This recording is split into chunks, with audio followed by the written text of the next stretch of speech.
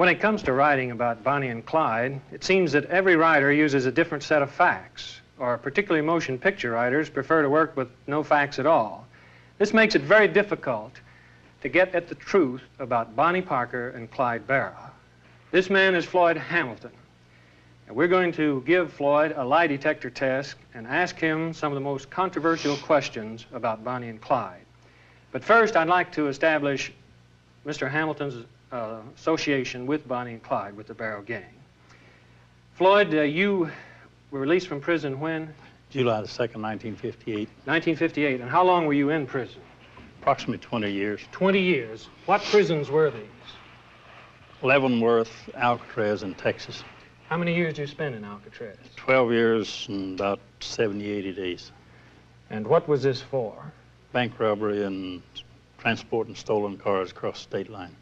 What state lines were involved? Well, several state lines.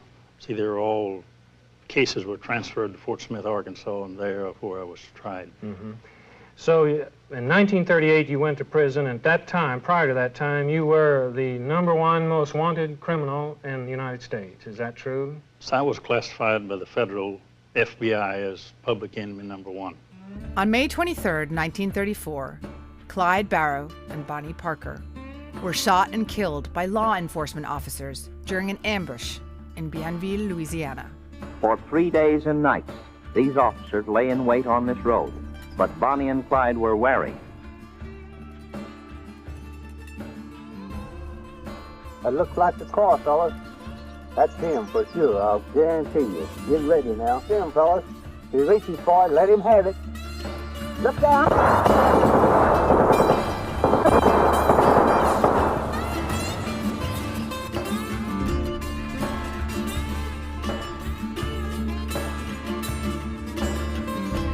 Here is Clyde Barrow and Bonnie Parker, who died as they lived, by the gun. Bonnie is seen leaning against Clyde. Clyde was a master gunman. Seldom did anyone ever live when Clyde got the first shot. We went outside and noticed a lot of cars, bumper to bumper, and that was unusual in those days. So we asked what was happening, and they said Bonnie and Clyde had been killed. And so we got out there. When we went back in, we talked our teacher into letting us get under the window and watch for them. And when we said, "Here they come," the whole school came out and blocked the street. They had no choice but to stop and let us see them. I ran and looked at Bonnie in her side of the car, stuck my head in the car and looked. She had fallen forward. I could see her red hair and this rusty red dress she had on, and see her back, and she looked like through her shoulders she couldn't have been over a foot wide. She was tiny. And there was a magazine on the floor there. Her hair was kind of lying on there. And then I ran around to the other side and stuck my head in the car there and looked at Clyde, and someone jerked the blanket or whatever they had over his face.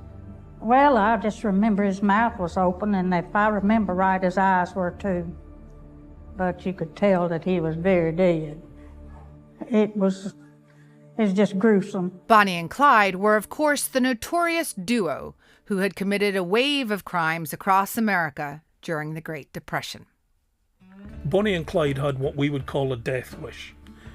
They knew that ultimately they were going to die in pursuit of the lifestyle that they chose for themselves. Shakespeare, of course, had written his famous Romeo and Juliet tragedy, and there are many parallels in the story of Bonnie and Clyde. They bring about their own destruction by their own actions. These two star-crossed lovers couldn't live with the prospect of being poverty-stricken people, one a waitress and the other trying to find jobs during the Great Depression. For them, this was already a death sentence. They took it upon themselves to embark on a life of crime, knowing that ultimately they were going to die in consequence. Here's the text of a letter written by one of Bonnie's embalmers in Texas, and he really describes the condition of her body. The letter was written to Alice Shepard, and was definitely written by one of the people who prepared her body. We have Bonnie. She was about the size of Rose Grace, weighing about 100 pounds. 1,000 pounds of dynamite, though. She was very pretty. Her skin was somewhat tanned. Her nails were beautiful. Likewise, her toenails. Her toes looked like fingers. The cuticle was pushed back. The nails were filed to a point, and a deep coral shade polish was there. The most beautiful toes I ever saw. Her face right side was blown off. We fixed this, and you could hardly tell. Just one bullet went through her brain, however, and a number grazed her head, as there were 3 big holes in her scalp, but not through her skull. And now her body was just mutilated and torn to pieces from shots. Her right hand nearly blown off, known as her trigger hand. Her body, besides being full of bullet holes, was full of buckshot pellets all over. We received the body at 10 minutes to 9. Joe and I were sewing on her until 3 that afternoon. At that time, they say, 25,000 people were lined up outside. It took 2 hours picking the dirt, the rocks, etc. from her hair, and then to wash it and have it waved. Her skin had split that morning, and it began to smell by the next morning. Her mother, though, sat in the room alone with her head over that casket. How she stood it, Lord knows. Her mother fainted at 2:30 that night. I asked if she wouldn't like to just go home. She went, and then the entire house smelt. She was buried in a nice blue negligee, but she'd been dressed in expensive clothes when she was killed. She was buried in an all-steel metal casket. The paper said it cost $1,000. That's wrong. It was about $600, maybe less. Now you have it firsthand, as my work on her shows, and my work was praised very highly in the papers. If I do say so, it was good. She looked swell. This is the Bellow Mansion. It was the mortuary. After Clyde was killed, his body was laid out here, and 20,000 people went by his casket to look at his body. His funeral was held here on May 25th, 1934. Emma did not attend Clyde's funeral. Bonnie's funeral was the following day, and Clyde's parents did attend her funeral. It was well known that Emma, Bonnie's mother, blamed Clyde for her daughter's death. Their deaths brought to an end one of the most highly publicized and spectacular manhunts America has ever seen. However, as a result of the enduring public fascination, their criminal career, the legend of Bonnie and Clyde, has become part of American folklore. They are believed to have murdered at least 9 law enforcement officers and 4 civilians. Sorry, but 100's the smallest I've got. I'll get the change.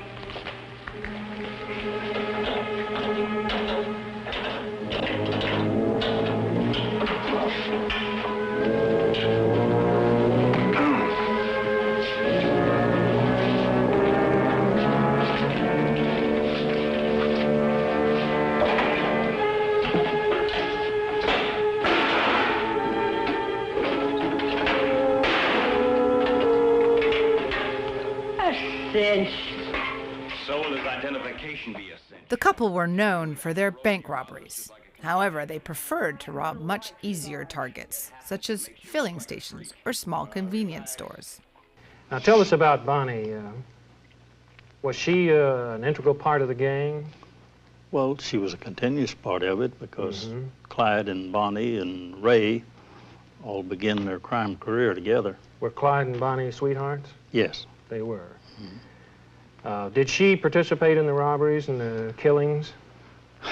Only by being present. She, as far as you know, did she ever kill anyone? No. She did not? No. Did they tell you about their robberies and their killings when you met them on these country roads? Well, after each crime was committed, gun battle or what you might call it, a run-in with the law, well, we would question them and they would tell us their side of the story.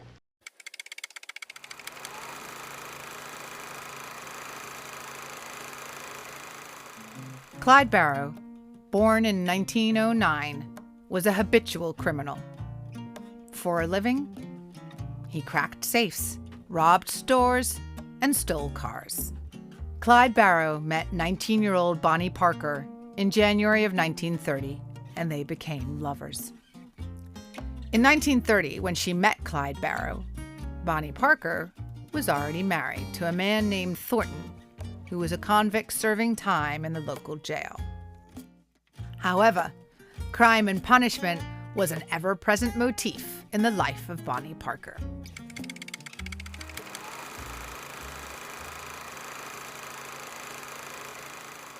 Bonnie Parker was a very petite person. She was less than 5 foot tall, and she took a size 3.5 shoe. She was a waitress, and she was very, very disappointed with her lot in life. She wanted more, and she couldn't really face the prospect of being a waitress. Bonnie was small, thin, and what I call her dishwater blonde. I don't know, just not very blonde, but blonde. Similarly, Clyde Barrow was a short person. He was only 5'6", if that. And in consequence, the two seemed to be the perfect match. Clyde Barrow's sister, Marie, remembers Bonnie Parker very affectionately. She was clearly a pleasant person to be around. We kept up with Bonnie. She come around the house, to see Mama, and she stayed all night with us several times, and she'd write Clyde and tell him, your sister Marie's talking my ears off. So I guess that was a chatterbox or something, and she'd write and tell him about it. But she'd stay all night with us and visit with us quite a bit. I liked Bonnie. She was just, she was a sweet little old girl. She was real tiny and little, wore a 3.5 shoe and was very tiny and just real sweet. And she was very much in love with Clyde, and he was very much in love with her. Soon after Bonnie and Clyde met and fell in love, Clyde Barrow was arrested. He was quickly convicted of auto theft and imprisoned in Waco County Jail. While being held at Waco, Clyde and 2 of his fellow convicts staged a daring prison escape using a weapon that his new love Bonnie Parker had smuggled to him. Clyde Barrow, however, was recaptured shortly afterwards. The judge increased his sentence from 2 years to a draconian 14 years. To add to his woes, Clyde was transferred to the Easton prison farm, where he was forced to endure hard labor in the fields. However, Hollywood and the media have revised and embellished the tale of Bonnie and Clyde in so many ways and so many times, it is a daunting task to separate the myth from the reality.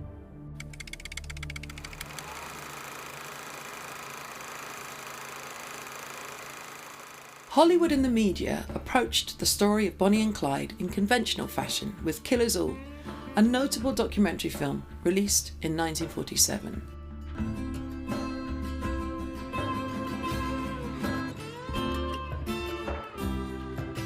Clyde Barrow's mania, his guns, spiked at last by the law. 2 sawed-off shotguns, 2 machine rifles, 10 automatic pistols, and 1,500 rounds of ammunition. The Barrow and Parker death car. Every one of these holes was made by the steel-jacketed bullets from the high-powered rifles in the hands of the officers.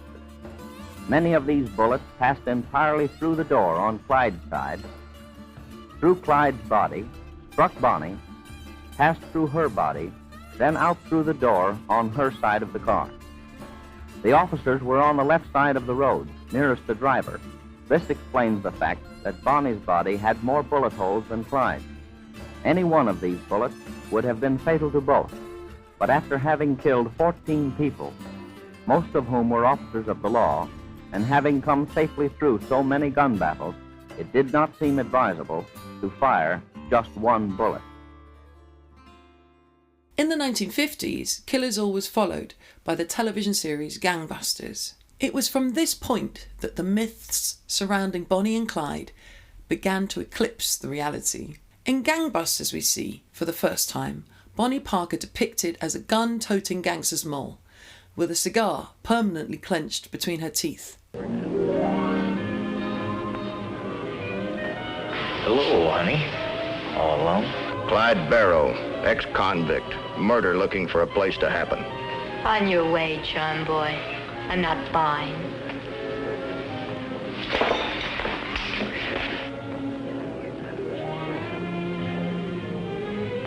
Bonnie Parker, murder in a skirt.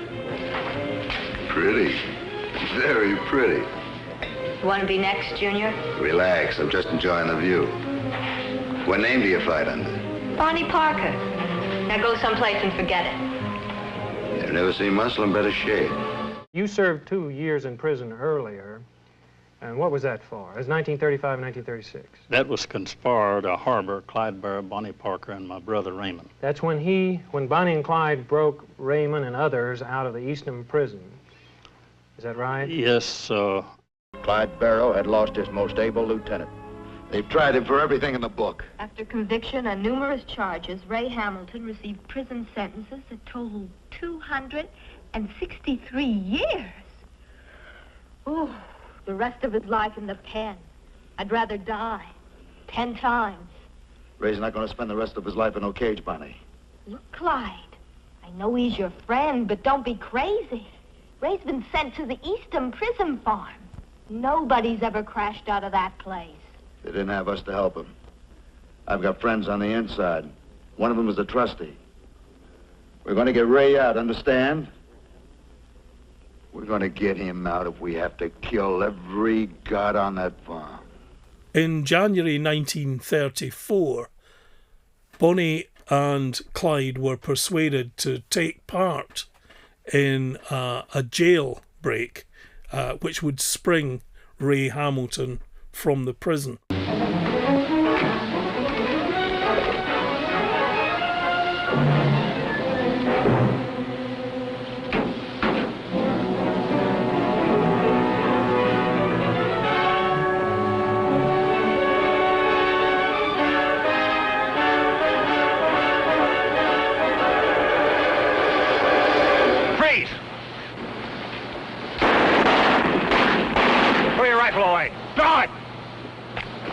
Hold it.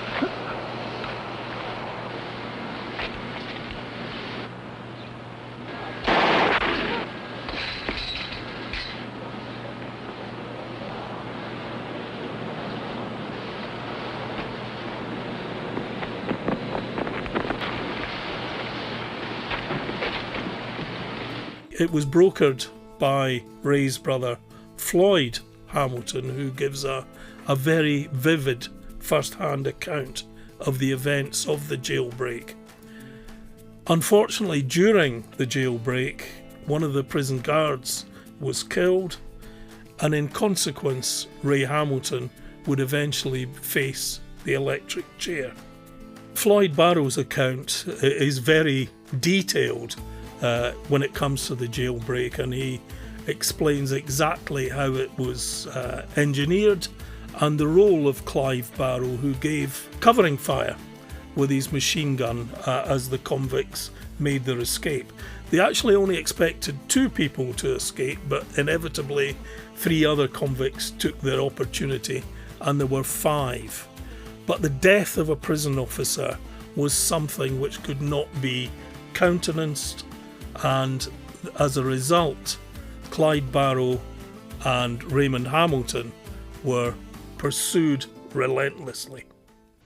How many people actually served time for harboring or having knowledge of that break? There's either 19 or 20 of us. And that included both of the mothers, Bonnie Parker's mother and my Clyde mother. Barrow's. 20 relatives and friends stood trial for harboring the couple.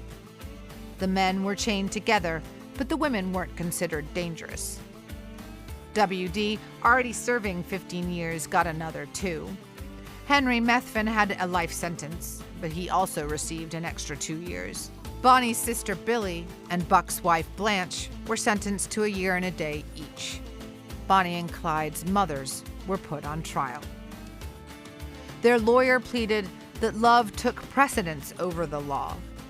But the judge wasn't impressed by the defense or by Mrs. Barrow's ill health. Both were given 30 days in prison.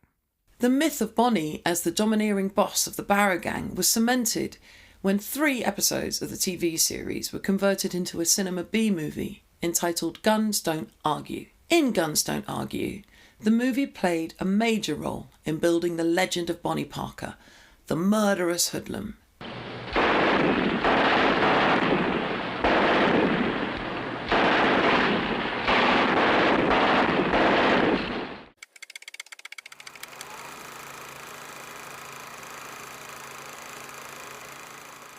It's true that you were also the brother of Raymond Hamilton, is that right? Yes, that's right. What happened to Raymond? Raymond was executed by the state in 1935. 1935? Yes. And what was this for? On escape, when Clyde and Bonnie liberated from East Ham prison, an officer was killed. An officer was killed? Yes. And Raymond was tried for this? He wasn't tried for the murder. He was tried for being a principal in the planning of the break. And he was found guilty and Yes. executed. Now, Raymond was often, or several times during his career, was a member of the Barrow Gang, is that right? Yes. In fact, when he was a youngster, he was a friend of Clyde Barrow's, is Yes. that right, a teenager? And I believe you said you knew Bonnie when she was still in grade school. Yes. When was that? Well, I moved to Dallas in 1920, and I went to school, Cement City School, where she attended, and during the part of 1921 and 22. The problem is that the Barrow Gang were not master criminals. They were often very short of money, and they had to rely on Floyd Hamilton and others to bring them money when they lived in the car. One of the things that Floyd had to do was to top up their gasoline with his own gasoline, because they didn't have the money to buy gasoline. And in any way, it was a very risky thing for them to do, to pull up at a filling station when they were known as people who were likely to rob filling stations. So they lived together in this horrible confined space in a car, which is very, very far removed from this idea, from a colourful and romantic world where they were on the run and living a glamorized lifestyle. Now, when did you know that your brother Raymond and Clyde were engaged in criminal activities? In 1932. In 1932. Clyde had already been in prison prior to that time. Yes, he was on I suppose he served 2 years in prison on a 14-year sentence, so he had a approximate 12-year parole. You saw your brother and Clyde and Bonnie quite often, is that right? Yes. And during 1932 to 1934, when Clyde and Bonnie were desperados, you had contact with them? Yes. Continuously? Very often. Not continuously, but continually. Sometimes there'd be a week or two or a month in between meets. Where would you meet them? On country roads surrounding Dallas. What was your purpose in meeting them there? Well, mostly to take Miss Parker, Miss Barrow, and my mother out to meet them, to visit with them. Did you take them food or money? Or... Oh, yes. I took them food and also drained gasoline out of my car and put in their tank. You mean Clyde was not a very successful bank robber or robber? No, I wouldn't say he was. They were often without money? Yes. Hard labour was a nightmare, but things got worse for Clyde Barrow. He was repeatedly sexually assaulted and retaliated by attacking his tormentor with a pipe, crushing his skull. Another inmate who was already serving a life sentence took the blame, but Clyde Barrow had committed his first murder. In late January 1939, in order to avoid hard labour, Clyde Barrow took drastic measures and purposely chopped off 2 of his toes. As a result of this self-inflicted wound, Clyde Barrow walked with a limp for the rest of his life. Ironically, Clyde Barrow could have kept his toes. In January 1932, without letting her son know, Clyde Barrow's mother had successfully petitioned for his release. Just 6 days after his self-inflicted injury, Clyde Barrow was paroled and released from Easton Prison Farm on the 2nd of February 1932. However, Clyde Barrow had fundamentally changed. He was now a hardened and bitter criminal on a mission which he knew was a one-way road to his own death. His sister Marie sensed the change in Clyde on his release from Easton Prison Farm and voiced her own fears. He just seemed like he just got meaner like or something or other. I don't know. He just didn't care much anymore about anything. Clyde's fellow inmate, Ralph Fultz, observed the collateral damage wrought by Clyde's prison sentence. Ralph Fultz maintained that during their time in Easton Prison Farm, he watched Clyde change from a schoolboy to a rattlesnake. The result of this transformation was that when he was released from Easton Prison Farm, Clyde Barrow had one goal in life. His enduring aim was to seek revenge against the Texas prison system in retribution for the abuses he sustained while serving time. Ralph Fultz and Bonnie Parker shared his objective. In 1930, their collective goal was to seek enough money and firepower to launch a revenge attack on Easton Prison Farm. To fund his vision, Clyde Barrow immediately began robbing grocery stores and gas stations. Clyde's favourite weapon was the Browning automatic rifle. The trend towards portraying Bonnie Parker as the leader and driving force behind the Barrow Gang continued with the film The Bonnie Parker Story, 1958, directed by William Whitney and starring Dorothy Provini. Wichita Falls, Texas, December 15, 1932. Oh, you really dang smooth, baby. Who's dancing? Whew. How'd you do? Pretty good day. Wait till it's legal. Hey, I'm closing up. Can't make any money with you two. Oh, how right you are, mister. John, if I do say so myself, stuff ain't bad. See ya. Okay. Y'all come back again. Don't worry. You will. Hey, John, while I'm here, do you want a couple more barrels? No, I'm loaded. You can stop in on the way back if you want. Okay.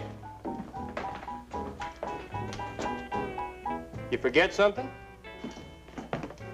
Yeah, the money.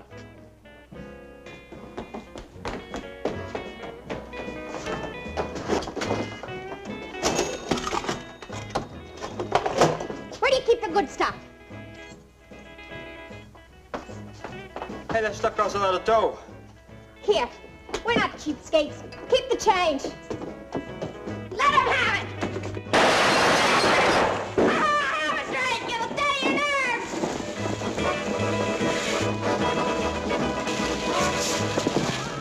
God, he's great. Hey, light this for me, will you? Okay. Da-da-dee, da-da-dee-dee-dee, dee-dee-dee-dee-dee. Come on here, baby. Da-da-dee-dee-dee. Hey. That's not bad. You take care of the driving guy, and I'll take care of you. Right? Dee-dee-dee.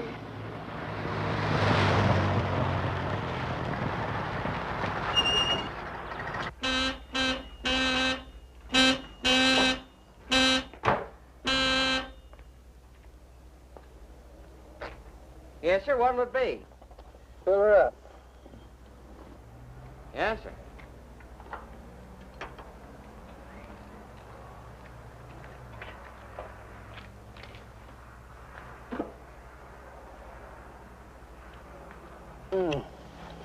We're gonna ride a long way together, baby.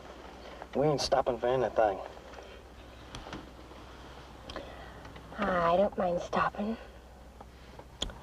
Once in a while.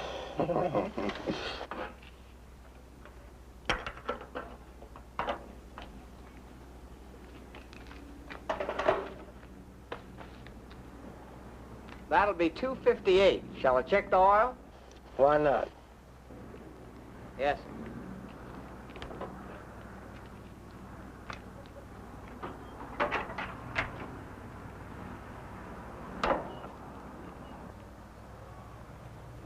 She's fine. Anything else? What else you got? Look, mister, you can have anything you want. We ain't greedy. We'll just take your money. Come on, get inside. Come on, here.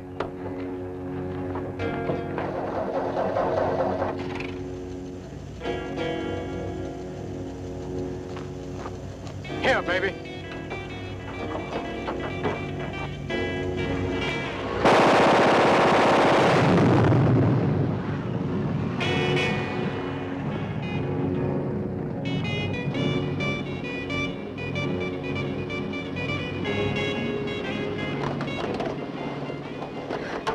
Kiss me.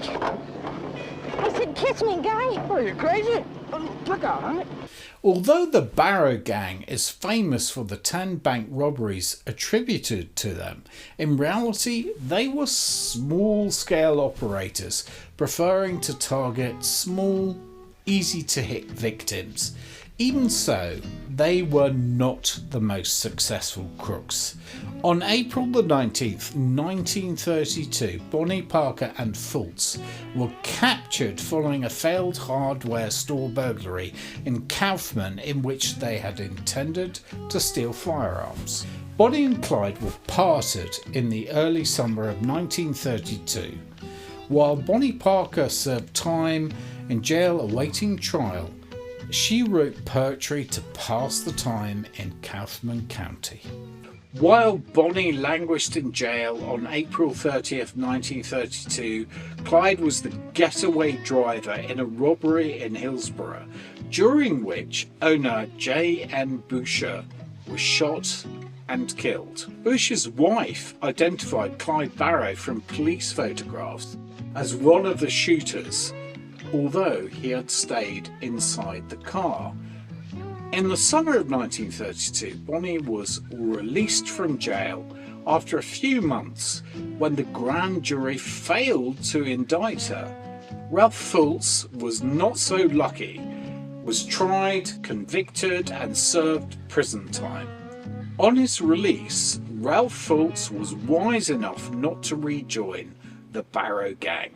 However, W.D. Jones, a friend of Barrow's family since childhood, did join up with Bonnie Parker and Clyde Barrow on Christmas Eve of 1932 at the age of 16, and the three left Dallas that night. The next day, Christmas Day, 1932, Clyde Barrow and W.D. Jones murdered Doyle Johnson, a young family man, while stealing his car in Temple. We are fortunate that W.D. Jones was willing to detail his life and times with Bonnie and Clyde. I have been indicted along with Clyde and Bonnie for the murder of Malcolm Davis, Fort Worth Deputy Sheriff. I was forced along under threats of death with Clyde Barrow through many of his gun battles and saw him kill 5 men. Clyde Barrow never seemed to care for killing anyone. All he thought of was himself. That's the reason I tried to escape. Just soon kill me as anyone. It gives an amazingly candid insight into the true story of Bonnie and Clyde. There was absolutely nothing glamorous about the life of Bonnie Parker and Clyde Barrow when they were on the run. They ended up in a situation where there were 5 people living in a car. They couldn't afford a hideout, and it became a life of abject misery. Floyd Hamilton was later interviewed for TV, and he recalled just how miserable that experience was. They slept in cars, and they would eat out of drive-ins or country grocery stores. Country grocery stores. How about their bathing facilities, their bathrooms? That would take baths in creeks or streams out in the countries. And the restroom was the bushes, is Yes, that that's right? right. Not a very glamorous life. No, it wasn't. I can assure you that because I went through some of it. 5 people living and being in a car all the time for month after month was a horrible sentence, it was as bad as a prison sentence. They had to live and breathe and work together all the time. Due to the fact that they had moved stolen cars across state line and also technically kidnapped people by taking hostages across the state line, this now was an FBI matter. And with the full weight of the FBI on board, it was only a matter of time for Bonnie and Clyde. The FBI were absolutely relentless and ruthless in helping to track down Bonnie and Clyde and to pursue them. They did fingerprinting, they did wanted posters, they did all of the things that you would expect a pan-state organisation to be able to bring to bear. In consequence, Bonnie and Clyde were elevated to the equivalent of America's Most Wanted. And with the huge resources of the FBI, this was an uneven battle from the beginning. Playboy magazine conducted a lengthy interview in November of 1968, which began with W.D. Jones's first-hand account of the murder of Doyle Johnson. Bonnie Parker and Clyde Barrow were reunited very soon after Bonnie was released from prison. They were joined by a young gunman called Ray Hamilton. Ray and his brother Floyd Hamilton were to play a big part in the Bonnie and Clyde story. On August 5th, they attended a country dance at Stringtown, Oklahoma, and Clyde Barrow and Ray Hamilton stepped outside to the car to enjoy some moonshine whiskey. Unfortunately, they were spotted and they were approached by Sheriff Maxwell and his deputy, Eugene Moore. After a short interview, it appeared that Maxwell and Moore were about to arrest Clyde Barrow and Ray Hamilton. The consequence of being arrested for Clyde Barrow was, of course, the electric chair. For that reason, Clyde Barrow was not about to allow himself to be arrested. He drew his pistol and he shot Eugene Moore dead. And in the gun battle that followed, Sheriff Maxwell was seriously wounded. Eugene Moore was the first lawman to be killed by Clyde Barrow. Clyde Barrow was eventually responsible for the murder of 9 law officers. On January 6, 1933, Clyde Barrow killed Tarrant County Deputy Malcolm Davis when he, Bonnie Parker, and W.D. Jones inadvertently wandered into a police trap set for another criminal. By the end of 1932, Clyde Barrow was suspected of numerous killings, and he was wanted for murder, robbery, and state charges on kidnapping. Barrow was suspected of murdering 2 police officers in Joplin, Missouri, and kidnapping a man and a woman in rural Louisiana. Numerous sightings followed, linking this pair with bank robberies and automobile thefts. As a result of the huge media publicity, the FBI, at this time called the Bureau of Investigation, became interested in Clyde Barrow and Bonnie Parker. Hamilton eventually left the Barrow gang and was replaced by W.D. Jones in November of 1932. The critics were less effusive about the Bonnie Parker story, but it is nonetheless interesting as a part of film noir history. This movie depicts Bonnie Parker as the ruthless and undisputed boss of the Barrow gang. What did Chuck want? Oh, I've got some fool idea for a job. Well, what's so fool about it? We don't need it. We got dough. Yeah, and all the hominy grits we can eat. I ain't aiming to get stopped by any county sheriff now. You haven't even heard what the job is yet. Well, I don't care what it is. I just ain't interested. Well, I am. We've been doing what you want, and now we're going to start doing what I want. We're gonna go out and get some kicks. Some real kicks. In big city style. Guy, if you get stopped by some county sheriff, that's your problem. Because nobody's stopping me. In some ways, the movie boasts a proto-feminist agenda. The reasoning which drives the film advances the argument that if there is a woman involved in a gang of men, she must therefore be the brains of the outfit. Now, I'm going to tell you guys something, and you listen to me. Sure, we're hot. Because we've been going at this like a bunch of grammar school kids. I wish I had a nickel for every filling station we knocked over. We got peanuts. General stores, freight offices. We'll be going after kids' piggy banks pretty soon. We hit 1,000,000 penny ante joints and we got the whole country after us. It's just as easy to make a couple of big hauls and take off for good. And that's what we're gonna do. From now on, we're not hitting any filling stations when there's a bank across the street. Well, that's okay by me, Bonnie, but we gotta get a couple of more hands to knock over a bank. Put an ad in the paper. Wanted. Young men to go into business and share in the profits. Only bring your own Tommy gun. Hot dog, the way things are these days, I bet we get a lot of answers, too. We're not breaking in any new talent. We're gonna get guys with experience. Most of them good boys are in stir. That's right, old Chucky. And we're gonna get them out. Who you got in mind? Duke Jefferson, my husband. Thought she's all through with Duke. I was. But we need him, and we're gonna get him. Well, I might have a little something to say on that subject. Go ahead. I'm listening. Who do you think's running this outfit?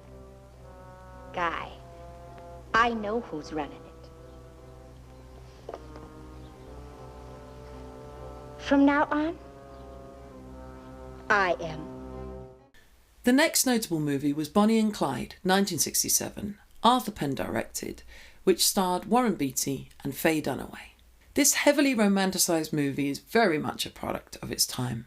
It depicts the pair as star-crossed lovers outsmarting the police and paints a sympathetic story of the criminals who are portrayed as interesting and intellectually sophisticated individuals. Their paths crossed like two hot wires. They roared off on what might easily have been a wild, romantic lark. But almost before they knew it, with the giggles still in their ears, they had bloodied up 4 states.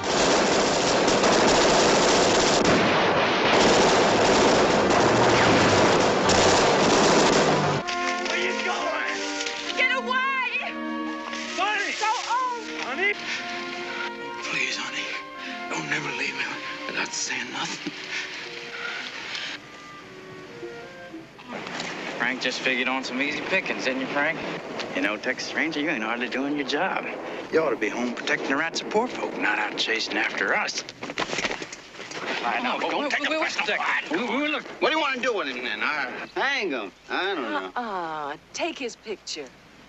And then everybody's going to see Captain Frank Hammer of the Texas Rangers with the Barra Gang. Now, you know, we are just about the friendliest folks you would ever want to meet. Hey, Buck. Yeah? Get the Kodak. Doggies! Hold it, hold it. In 1968, even the cartoon world joined the circus, when the Looney Tunes cartoon Bonnie and Clyde, We Rob Carrot Patches, 1968, is a parody of Bonnie and Clyde, portraying them as rabbits stealing carrots. Hand over them carrots. Sorry, Sheriff, we didn't see you. Oh, that's all right. By the way, where's your car? Right over there. I'll tote it over there for you. Thank you, Sheriff. My pleasure, ma'am. That's what I am. Ivan M. Buck Barrow, brother of Clyde, was released from the Texas State Prison on March 23, 1933, having been granted a full pardon by the governor. He quickly joined Clyde, bringing his wife, Blanche, into the group. The gang embarked on a series of bold robberies which made headlines across the country. In March 1932, Bonnie and Clyde set up a joint household with Buck Barrow and his wife Blanche Barrow. This was in Joplin, Missouri. The hideout was supposed to be a place where they kept a low profile.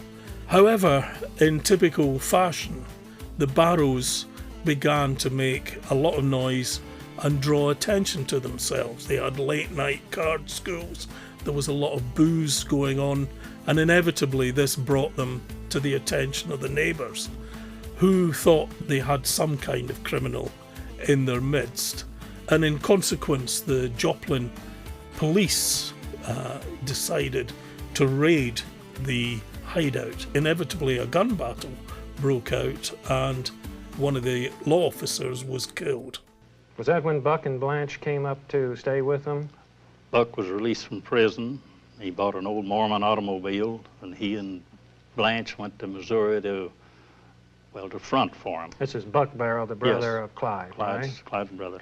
And they shot themselves out of a trap there in Missouri, didn't they? Yes, the A few days later? officers came out to investigate. Now, these officers testified at my harboring charge in 1935.